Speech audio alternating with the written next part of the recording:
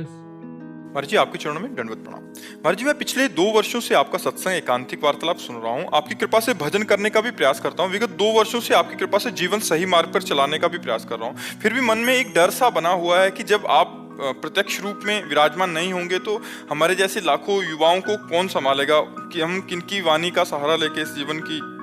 भगवान की ऐसी लीला है कि इसका नाम है मृत्यु लोक। यहाँ मरना तो पड़ेगा भैया, चाहे हम हो चाहे आप हो, समय आने पर शरीर छूटेगा। तो हमें लगता है कि संतों की वाणी हमारा सहयोग करती है।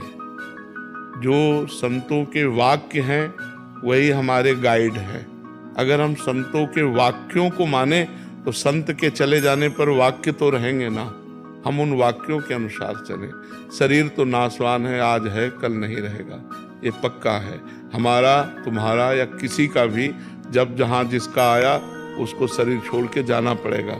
लेकिन उनके वाक्य, उनके आदर्श, उनके सिद्धांत हमारे जीवन में पूरे जीवन साथ रह सकते हैं। तो हमें लगता है, हमें जैसे हम बचपन से भगवान के मार्ग में चले ना, तो हमारा थोड़ा तार्किक दिमाग था, इसलिए कह रहा हूं कि पहले, अब तो श्रद्धा से संपन्न हो गया क्योंकि प्रिया प्रीतम की उपासना। पहले सन्यास मार्ग में तो बच्चापन से हमारा तार्किक दिमाग था। किसी व्यक्ति का सानिध्य स्वीकार करना हमारे स्वभाव में नहीं था। दूर से उसका परीक्षण करना, अगर लग रहा है कि हमें है तो फिर तो हम आदर्श किसको माने, तो पूज्यपाद उड़िया बाबा की वाणी, उसको हम जीवन भर अपने पास रखा है। आज भी हमारे पास विराजमान है, जीवन भर पास रखा है।